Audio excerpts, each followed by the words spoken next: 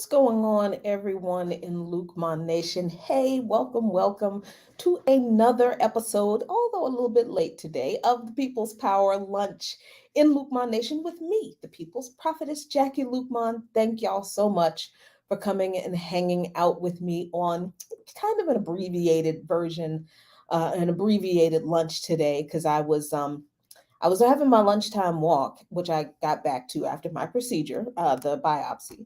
And in Franklin Square Park, there was a live band and they were jamming. So I kind of interrupted my walk to jam right along with the live band. And I was dancing, and the next thing I knew, I was been dancing for 15 minutes. So I am late to lunch. I apologize. So thanks y'all for hopping on this late People's Power Lunch with me today. I see y'all are streaming into the cafeteria. So happy to see you. Arif Hassan, 40J Blaze, Roz L. Bow, Leah Boggs, Eugene Mason, Manny Nile, Ricky Ryan, Marley Gordon, Silky Slim, Lene DeMoy, Nathaniel Turner, Alice Is, James Thompson, Comrade P, Liam Sanders, Pamela Jones, Lou Kang. Thank y'all, thank y'all, thank y'all. Lady Alex M, thank y'all so much for joining me. I know I've been away for a bit. Things have been happening. Let me give you the housekeeping first. As you know, the Remix Morning Show is on a little bit of a summer break, so we're doing replays for a minute so we could all collectively catch our break, go on vacation with our families. We do that, you know, take a little bit of a rest. So check out the replays of the Remix Morning Show as we gear up for another season of live remix morning shows for you all. And if you are not a subscriber to Black Power Media, you should be. Subscribe to Black Power Media on YouTube. Click the notification bell so you can get notified whenever anybody on this channel posts something, goes live, puts up content, whatever. You don't want to miss all of the great stuff that is coming, especially during Black August. I see the comrade Kalanji Jamachanga is cooking up some amazing stuff already. You do not want to miss what the Isiafu movement is doing on Black Power Media. So, yeah, it is Black August. Fast, study, train, fight in commemoration, in recognition, and in solidarity of our political prisoners. It was begun after the assassination of George Jackson, and it has continued since then, where we radicals, mostly African radicals, but others in solidarity can join along in Black August commemoration as well. Please check out Hood Communist and their pieces on Black August, one from last year that is great. Please check out the Black Alliance for Peace and their resources for study guide for Black August. Please check out the Party for Socialism and Liberation and their Black August study guide. Check out the Malcolm X grassroots movement and their study guide. Look, if you don't know anything about Black August, now you don't have an excuse, because I've just given you, what is that, 4 or 5 resources for where you can get all of the information you could ever want and need about what Black August is, what we focus on, how to participate. And even if you have medical issues like I do, where you cannot fast, I cannot fast, you can still do the other 3: study, train, fight. So, thank you all so very much for joining me. Quick update on my health issues. I am, as you can see, doing really well. I still have not had any really bad adverse effects of the kidney failure, because that's what's happening now. My kidneys are just like, nope, we're not working anymore. Um, so this is something that, of course, my nephrologist is very keen to keep an eye on, because you know, we want to make sure that I don't get, sick before dialysis starts. So I've had the biopsy. I have met with the dialysis nurse. I will be doing at home peritoneal dialysis. I will not be doing the full hemodialysis. And after talking to the vascular surgeon, my nephrologist, the dialysis nurse, doing my own research, talking to people, other people, peritoneal dialysis is the way to go. I'll be doing the cycles when I sleep at night. So my life pretty much, hopefully, will not change all that much, which means I can continue and I should continue to exercise like I have. So, yeah. And then at the end of the month, me and my support team, that's my family members, some close comrades, and I will have a meeting with the transplant team at Georgetown University Hospital, Washington Hospital Center, to explain all the ins and outs of what the transplant entails, how people can get involved to um, test for compatibility to be a living donor, all that kind of stuff. At the end of the month, I'm taking it one step at a time. But yo, man, the steps are happening fast. They are happening fast because Friday, I will not be on by any means necessary at all that day because I will be having the procedure to insert the catheter to prepare me for dialysis. So when you don't see me on Friday, that's where I am. But I will be back the following Monday. So, just wanted to give you an update on how I am doing. I'm doing fine. I feel really good, and I attribute the fact that I feel as good as I do with 11% kidney function to a vastly changed diet, really being careful about what I eat, eating as much organic and clean as I can, not eating a lot of processed foods. Yeah, so and getting exercise and really committing to getting at least 8 hours of sleep a night, which when I do undergo peritoneal dialysis, I'm gonna have to um, do because the dialysis takes place when I'm asleep. So that's how I'm feeling. What are y'all having for lunch today? Because me, this is what I have. I know it looks a little weird, but I got a little lettuce and some roasted vegetables that I did day before yesterday. I made a casserole for me and my housemate, and I hadn't had tuna casserole in so long since my mom made it, like when I was in high school. And I don't know why I like tuna casserole. But I was like, you know what? I got a taste for tuna casserole. So I made some tuna casserole in like a 9 by 12 child. You talk about tore up. I went down into the kitchen this morning and the casserole dish was cleaned and washed. All right.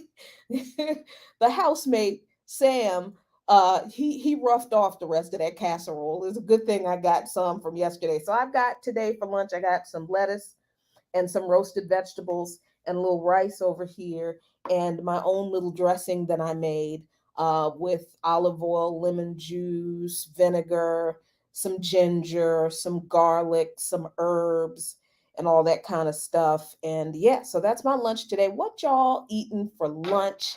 I hope you are enjoying the watermelon. That's all you had? Okay, I'm not knocking it. I was actually going to get some watermelon at the grocery store yesterday, and I didn't for some reason. But now I'm going to have to go back and get some because I definitely the summer is not summer. It's not complete without watermelon. So yeah, I got to have some watermelon. Alice is whoops, having a smoothie, and then Alice is it's a special smoothie.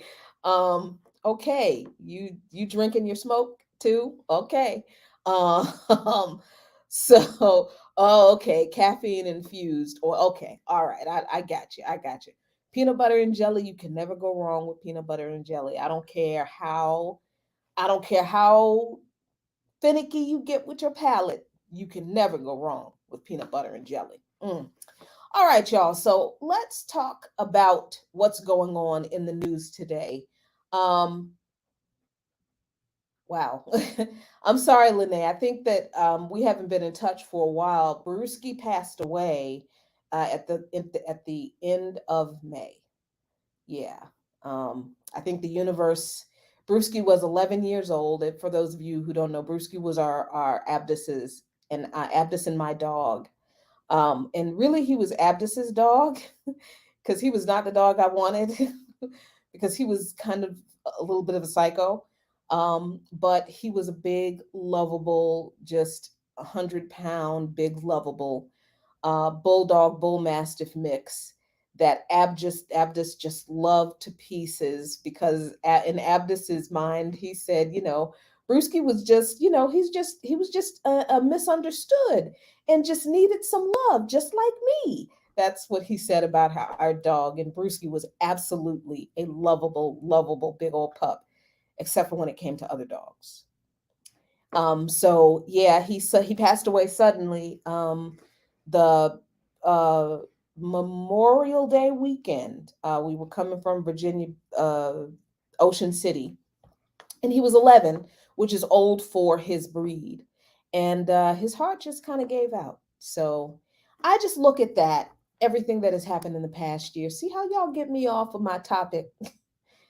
I look at everything that has happened over the past year. My husband dying suddenly, um, then finding out later all of the very serious health conditions, the very serious health conditions that he had that I did not know about, that I know he knew about because there was no way he couldn't have known, um, that I know he didn't tell me. Um, and there's a reason he didn't tell me because he would not have wanted me to spend all of my energy and effort into taking care of him. He wouldn't have wanted that. So, finding out on top of what I knew contributed to his death immediately, finding out, the underlying very serious fatal condition that he had that I know that he knew that he had. And then our dog dying after kind of becoming closer to me and being even more protective of me than he was when Abdus was around. I just feel like all of that kind of stuff was the universe seeing what was coming for me, seeing everything that I have to do now, and just um, making sure that my path was went the way it was supposed to be. Because see, now that I'm going to be doing peritoneal dialysis at home, I cannot have a dog. I cannot have a dog that I'm not going to be able to say no to when they want to get on the bed. I could not say no to that dog wanting to get, and Brewski shed, Jesus Christ, that dog shed like a storm. And I cannot have that. I can't have dog hair, cat hair, that kind of stuff in the environment where I do my dialysis. And, you know, it, I have a lot to say for about the whole spiritual aspect of everything that I've been going through, and I said that I'm going to do a particular show about them, and I will. But stuff just keeps happening, y'all. But that I do have a particular, and of course I see it now where I didn't see it then, but even then when things were happening and they kind of kept happening. His son dying in March of this year from kidney disease, from kidney failure, the very thing that I have been diagnosed with, chronic kidney disease. Um, his son died from kidney failure, that was caused by chronic kidney disease that was caused by untreated hypertension.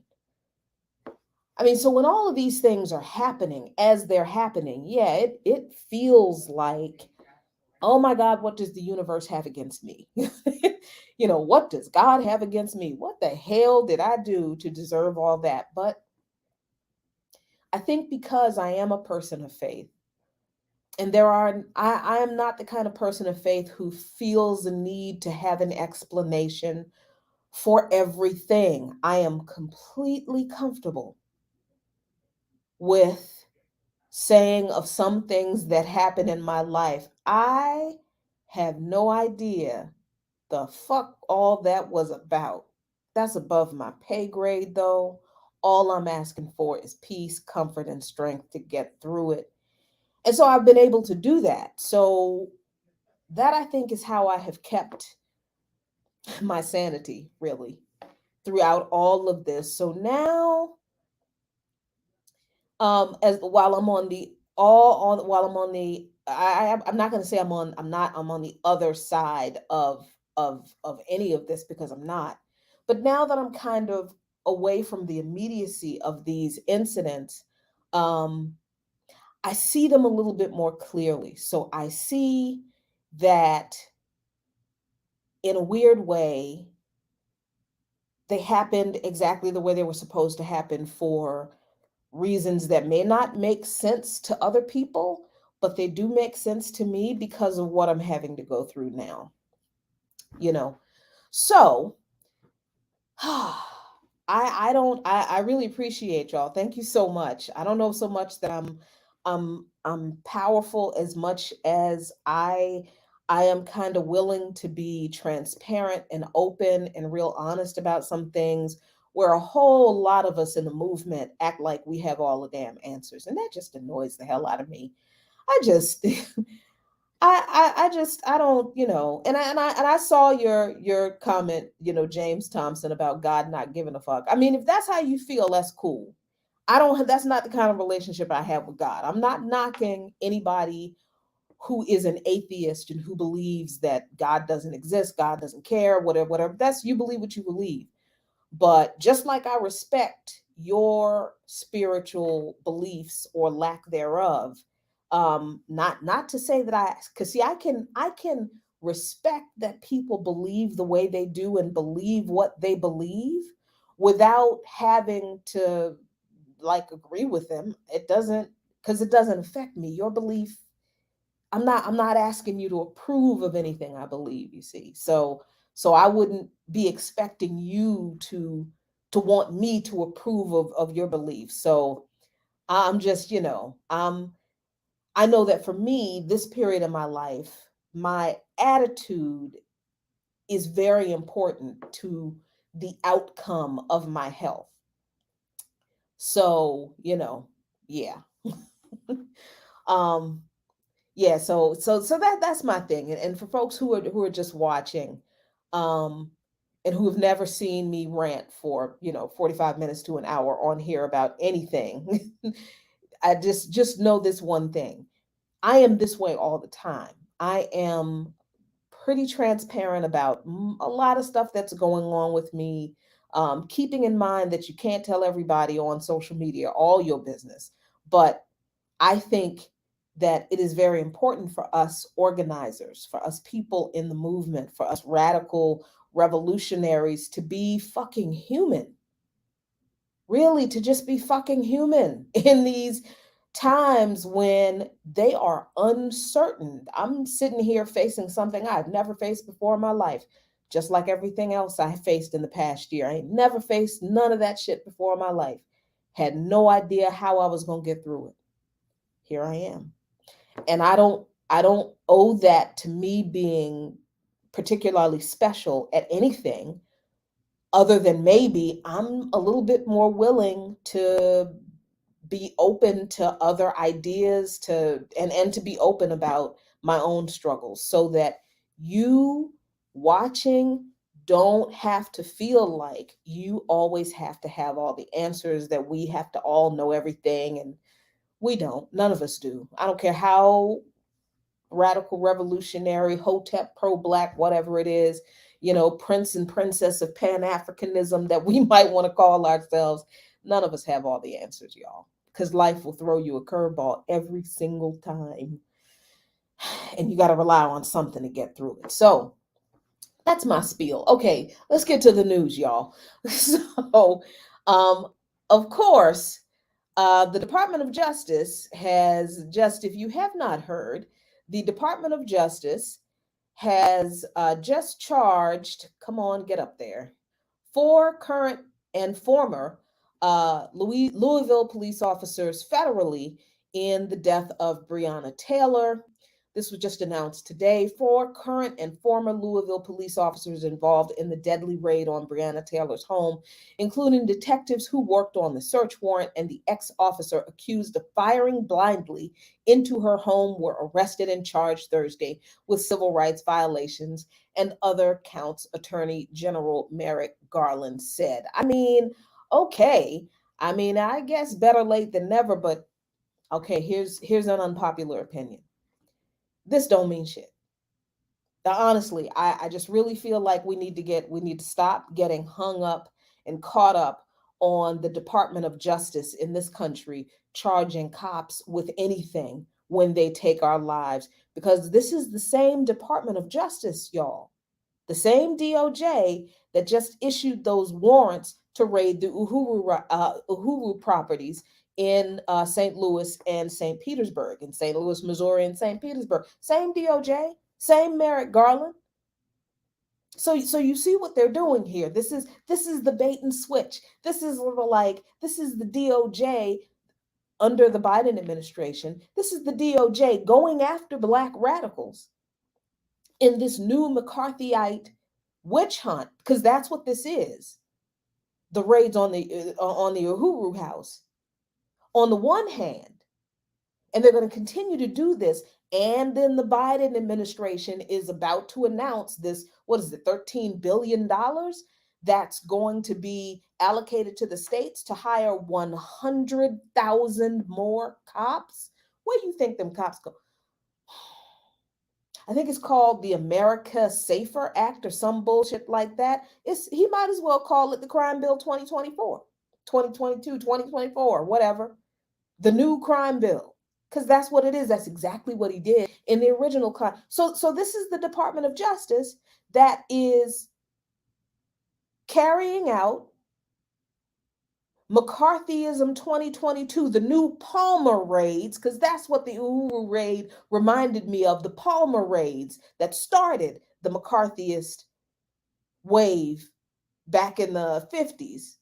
So the DOJ is doing that on one hand. And then on the other hand, they're going to come out here and talk about, oh, look, Negroes, we charged the cops who killed Breonna Taylor.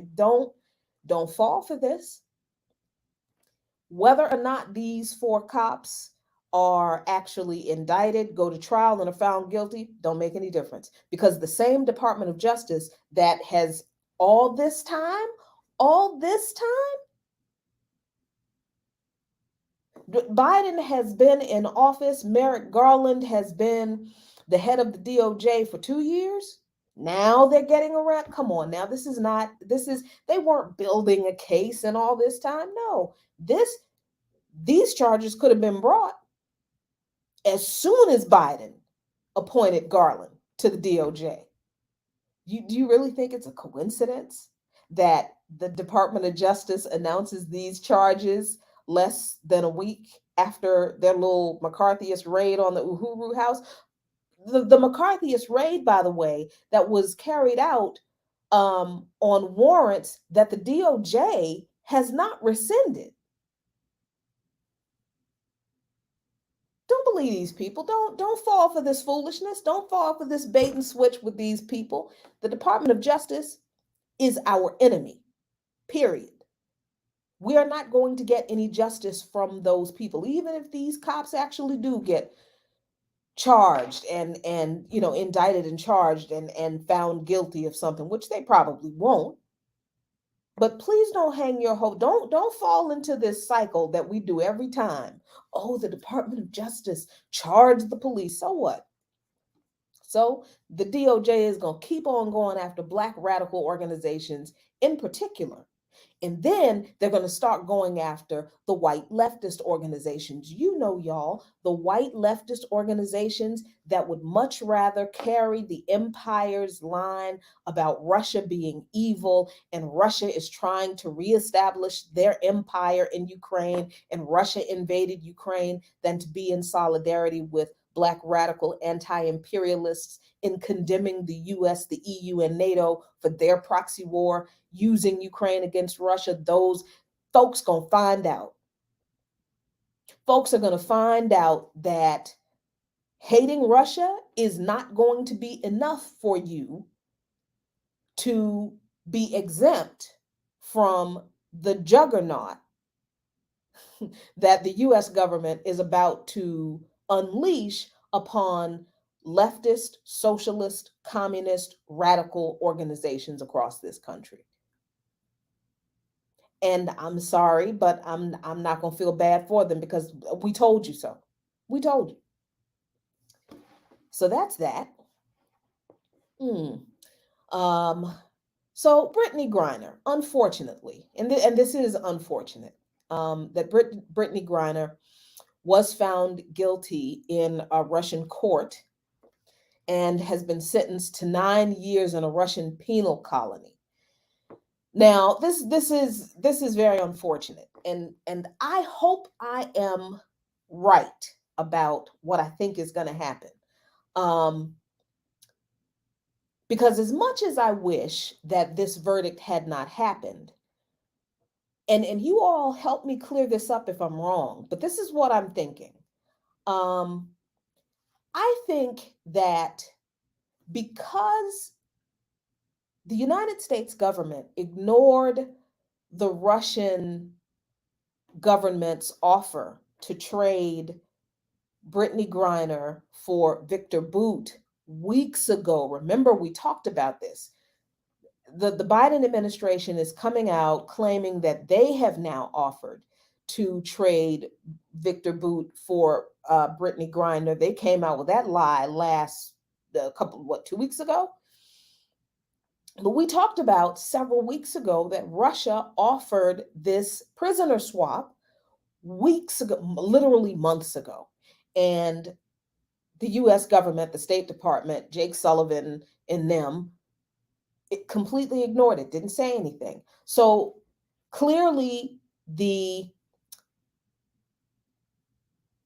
because the US government refused to act, then there was really no reason for Brittany Griner's case to continue.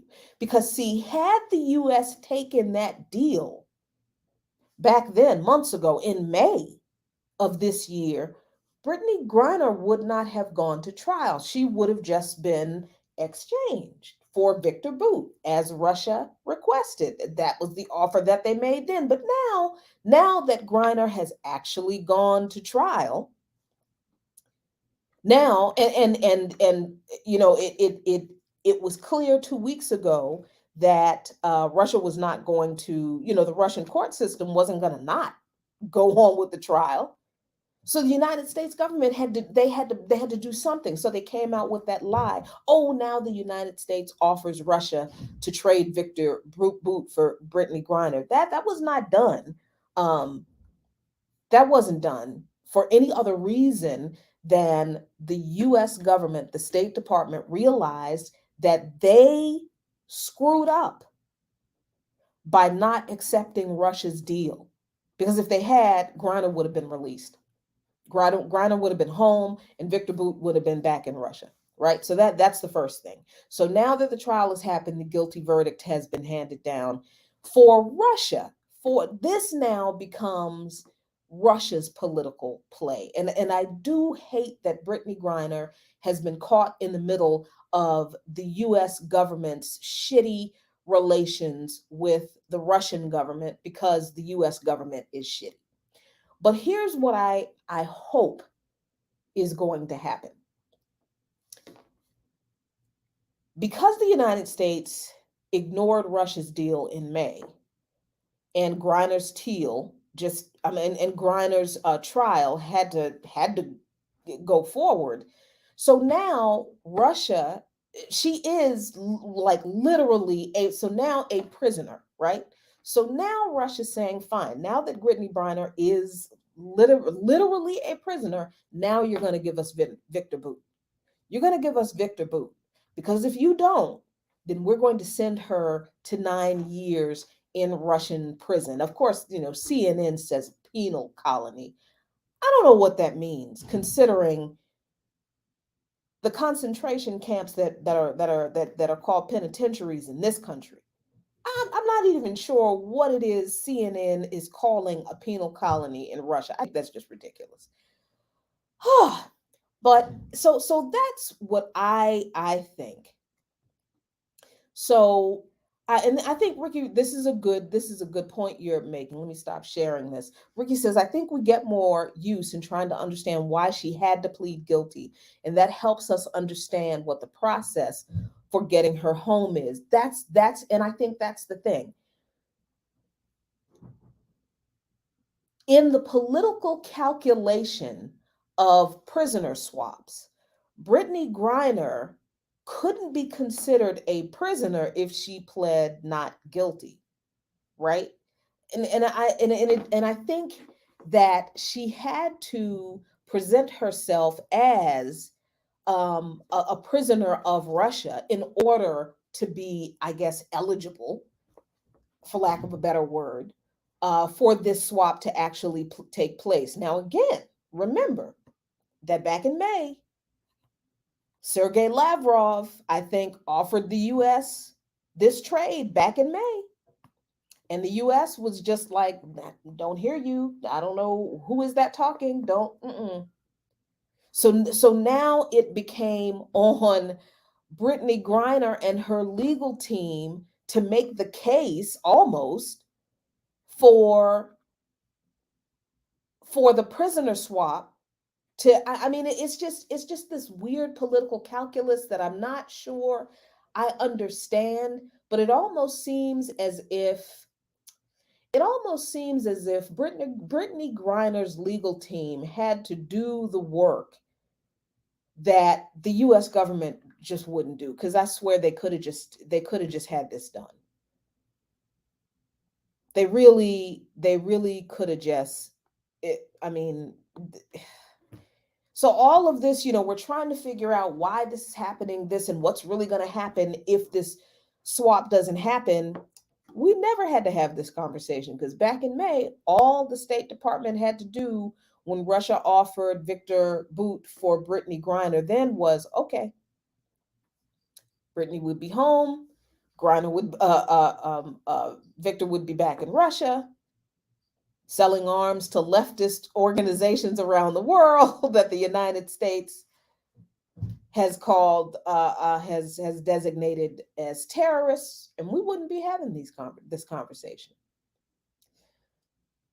So and I admit that I have not looked deeply into, in and out, how this happened, why this happened, all this kind of stuff. But I categorically reject the idea that that Brittany Griner was targeted because of politics, as if, Vladimir Putin himself woke up one day and said, "Oh, there's Brittany Griner trying to leave Russia. Let's plant some vape cartridges in her bag so we can make her a prisoner." No, that's no that did not happen. I reject that out of hand. But I do think that because of the absolute lack of diplomacy between the United States and Russia, because of the United States, that now this is a political play that Russia is absolutely they're going to capitalize on, I think, and they are going to get Victor Bout back. Now, I think the argument will be, the the trade be for Brittany Griner and the other American prisoner in Russia, this person Whelan, who actually was a fucking spy? Um, and to that, I think Russia is going to say no. No, I think they are going to say this is going to be a one for one trade. Victor Bout for Brittany Griner. Take her and leave me alone, and leave us alone. Go on about your business. So, mm, so let me see what you all have to say about this, because I admit I look at this from a very kind of 10,000 foot view. I'm not looking at, deeply into the details, so I'm certainly open to be um, educated on a few things. So let me see what you all have to say. Mm-mm-mm. So why are the laws so rigid? Which laws? The laws in Russia or the laws in the U.S.? Because I don't think we can be criticizing the laws in Russia from from the giant penal colony of the United States. I mean, and I think that's like a weird part of this whole issue too, that people are criticizing the Russian legal system and saying, "Oh my God, they're so repressive," and it's like, are you serious? What did you forget where you live? So I think that's an interesting aspect of this issue as well.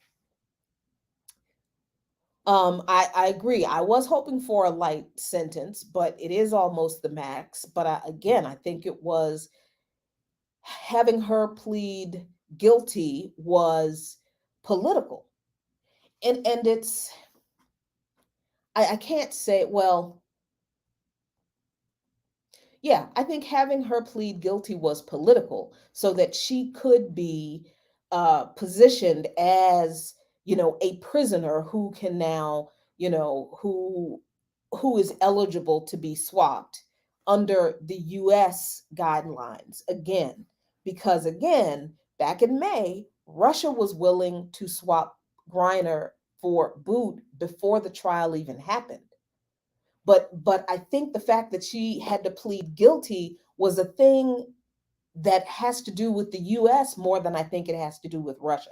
I could be wrong, but that's just how I see it. Because I feel like if Russia was willing to trade Victor Bout before the trial happened, then her pleading guilty was not done to appease the Russian court. It was done to meet some kind of ridiculous requirement that the United States had. I don't see that any other way. And if I'm wrong, y'all please write me. I don't mind being wrong for sure.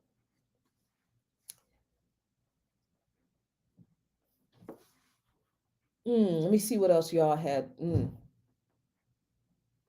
This is an interesting point. If Black people had some independent organization, we might be able to have more direct talks. But our so-called leaders are supporting Western imperialism and Russophobia. I mean, I can't say that's untrue.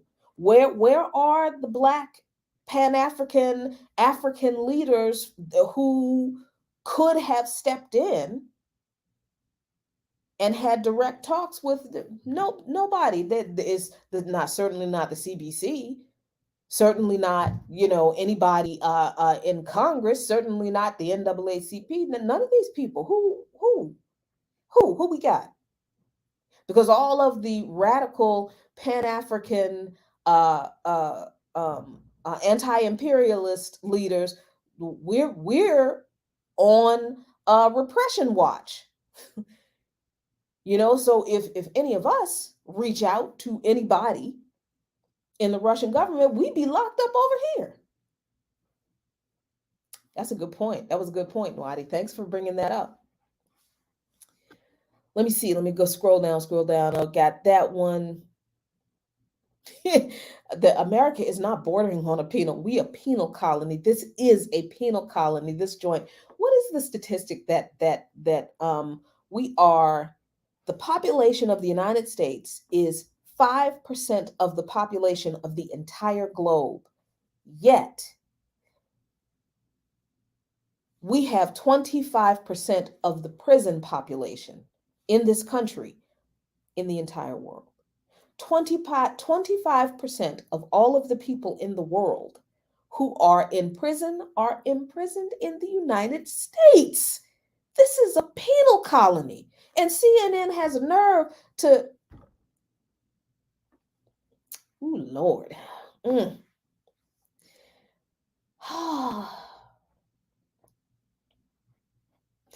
This is a good question. How much time would she get in the US? Not saying she should go to jail. How much time?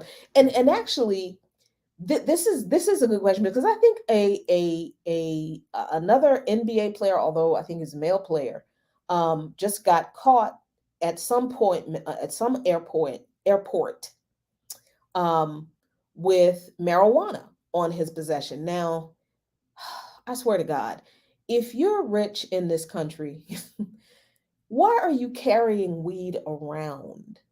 That I don't understand that. Like, you don't need to carry weed around with you. You know it's not legal everywhere.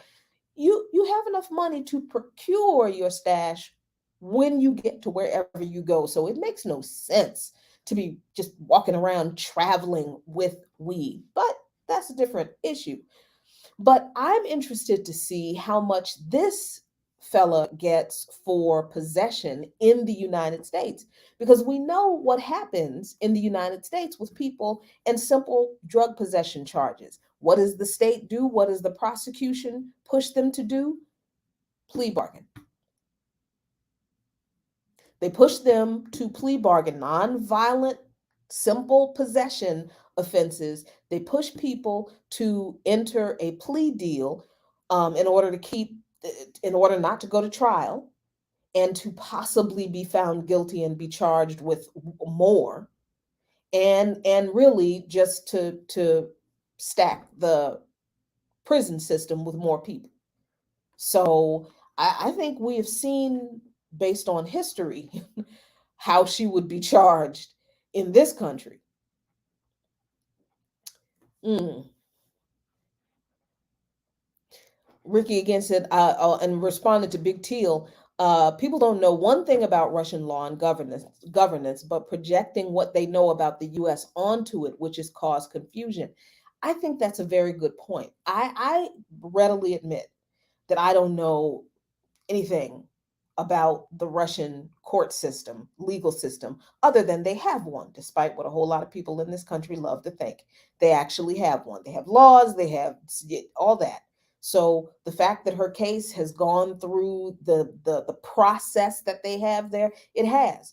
It I think that we recognize how absolutely undemocratic, unfair, inhumane, ass backwards, and just ridiculous and racist and sexist and all of those other things that the US legal system is. We're projecting that onto the legal system in Russia, and I don't think that is an accurate thing to do. I think it's cool to kind of, not cool, but I think it's it is reasonable to kind of look at the situation from the outside, from a high level, and think this is what it looks like from a political standpoint is concerned. But I'm just like, these questions, or the accusations that, the system in Russia is unfair because look at this horrible sentence. How do we know that? How do we know that? We only have our understanding of how this legal system works, and we know it doesn't. So I think it's a good point that we're, projecting onto the Russian legal system what we know is unfair and horrible here. I think that's a good point. So Ricky also says Brittany acknowledged in her letter to Biden that in Russia, her Olympic status doesn't keep her safe. She understands her positionality as a U.S. celebrity in the U.S., even as a Black lesbian. That is very interesting. That is very interesting. Hmm. So, yeah, all of this is, uh, you know, I and Ricky, now that you raise that, now that I think about it, like, I think Brittany and her family, her wife and her family, wrote that letter to Biden last month, right? And that was after clearly the Biden administration didn't respond to anything, didn't respond to Sergei Lavrov's and the Russian government's offer to trade Bout for Griner. Back in May, again, back in May, they made that offer. Didn't respond to Griner's wife's request for a response, didn't respond to her family's. Then they write a letter, and it's like, my God, I just, she wrote that letter after Biden basically didn't respond to her situation and people bringing her situation to his attention. And if I remember correctly, she, made a big deal about, how her family is military and her family, something like, no, my family certainly loves America, blah, blah, blah. And it's like she resorted to begging the Biden administration to do something to help her after every other attempt to get the Biden administration to respond in any way failed. So, yeah, I am, I don't know. I am hoping, I really am hoping that the US finally does go through with this deal. And they send Viktor Bout back to Russia so he can give some give some more arms to leftist groups who are fighting imperialism on the continent and in the global south, because that's why the US set him up in Thailand, because they wanted him to stop selling arms to these groups that the United States had determined were terrorist organizations, but really they were leftist organizations that were fighting against imperialism, US backed imperialism in their countries. That's what it's all about. Hmm. So, Emma, who released Alex Saab? Oh no, no, they ain't gonna release Alex Saab. Nope, nope. I actually did comment on Paul Whelan as well. I actually did talk about him a little bit earlier. You missed it. That's what you get for being late.